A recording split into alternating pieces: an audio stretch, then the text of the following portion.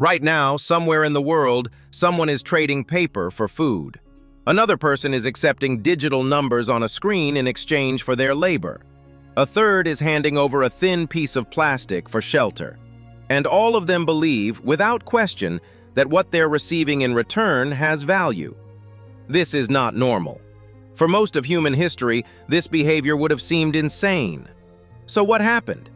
How did we go from a world where value was obvious, you could eat it, wear it, build with it, to one where we accept abstract symbols we can't consume as payment for everything? The story you've probably heard goes like this. Before money, there was barter. People traded chickens for wheat, wheat for tools, tools for shelter. It was clumsy and inefficient. Then someone invented coins, and suddenly everything worked smoothly. Money was born, civilization flourished, the end. Except that story is almost entirely fiction. Anthropologists have spent decades searching for these pure barter economies that supposedly existed before money. They haven't found them. What they've found instead is something more complicated and far more interesting. Early human societies didn't trade item for item like some prehistoric swap meet. They used credit, debt, and social obligation. They kept mental ledgers. They remembered who owed what to whom. Money didn't replace barter, it replaced memory. The first objects we'd recognize as money appeared around 3000 BCE in Mesopotamia. But they weren't coins. They were grain receipts, clay tokens that represented stored barley or wheat in temple warehouses. You couldn't eat the token, but you could trade it to someone who would later redeem it for actual grain. This was revolutionary, but not for the reason you'd think. The breakthrough wasn't creating a medium of exchange. It was creating a medium of delayed exchange. That clay token let you separate the moment of earning from the moment of spending. It turned time into a tradable asset. Suddenly, you didn't need to trust that the person you traded with today would remember their debt to you next year. The token remembered for you. Debt became portable. Obligation became transferable. And most critically, value became abstract. Within a few centuries, these tokens evolved. Merchants in ancient Lydia, modern-day Turkey, started stamping metal discs with official seals around 600 BCE. These weren't just IOUs anymore.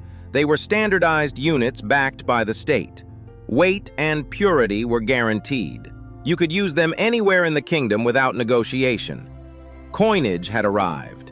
And with it came something unexpected, the first major financial crisis. Here's what nobody tells you about early money. It immediately created an incentive to cheat. Those Lydian coins were made from electrum, a natural alloy of gold and silver. The exact ratio varied, which meant the actual value of each coin was slightly different. Some contained more gold, some more silver. But they all carried the same official stamp. Smart merchants noticed. They started hoarding the gold-rich coins and spending the silver-heavy ones. Within a generation, the good coins disappeared from circulation. Only the degraded ones remained. The currency destabilized, trust eroded, trade slowed. Economists would later call this Gresham's law. Bad money drives out good. But in 600 BCE, they just called it chaos.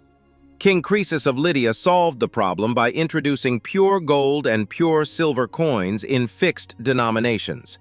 Standardization worked. The kingdom prospered. Croesus became legendary for his wealth. And then Persia invaded, conquered Lydia, and adopted its monetary system. The Persians spread coins across their empire. The Greeks copied them. The Romans perfected them. And with each iteration, money became less about physical value and more about institutional trust. A Roman denarius wasn't valuable because of the silver it contained. It was valuable because Rome said it was, and Rome had the military power to make that claim stick. Money, it turned out, was just collective belief enforced by state violence. But here's where the story gets strange. As money spread, it didn't just change how people traded, it changed how they thought. Before standardized currency, value was contextual. A chicken might be worth 3 loaves of bread today, but 5 tomorrow, depending on supply, demand, and social relationships.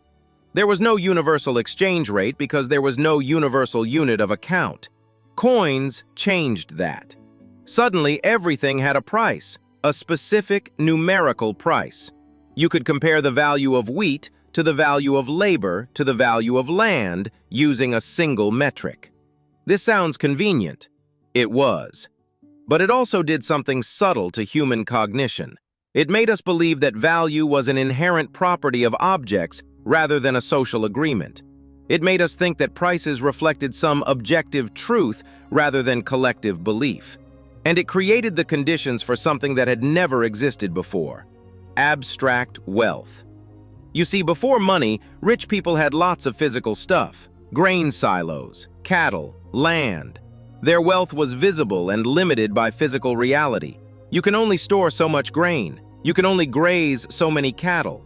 But with money, wealth became a number, and numbers can grow infinitely. You could accumulate coins far beyond any practical need. You could lend them out and charge interest, creating more money from nothing but time. You could hoard them, knowing they'd be worth just as much next year. This is when the first bankers appeared, and with them, the first financial instruments, and with those, the first speculative bubble. By the Middle Ages, money had evolved again.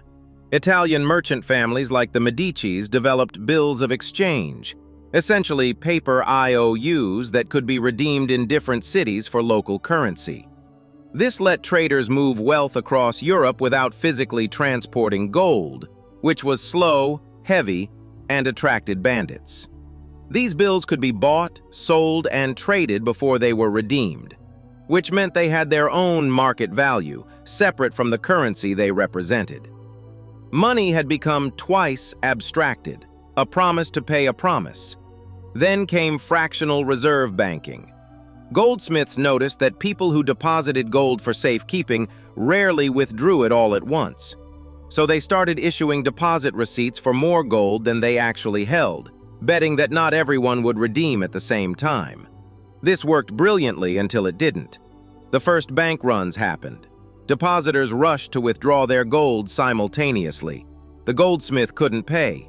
People lost everything. Governments stepped in, established regulations, then quietly adopted the same fractional reserve system themselves. By the 17th century, paper money issued by banks and governments had become common. These notes promised to pay the bearer in gold or silver on demand. Except they didn't really. There was never enough gold to back all the paper in circulation. The system only worked because most people never asked for redemption. Money had become a shared fiction that required everyone to believe but no one to verify. The final abstraction came in 1971. U.S. President Richard Nixon ended the gold standard, severing the last link between money and physical commodities. The dollar no longer represented a claim on gold. It represented nothing, just the full faith and credit of the United States government. This should have been catastrophic. It wasn't. In fact, it barely caused a ripple, because by then people had stopped thinking of money as a claim on anything real. They thought of it as the real thing itself. Today, most money exists only as electronic data. When your employer pays you, no physical currency changes hands. Numbers increase in one database and decrease in another. When you buy something, the same thing happens in reverse. The actual atoms involved, the servers, the electrons, have essentially zero intrinsic value. And yet this system works better than any monetary system in history. Global trade has exploded. Economic complexity has reached levels unimaginable a century ago.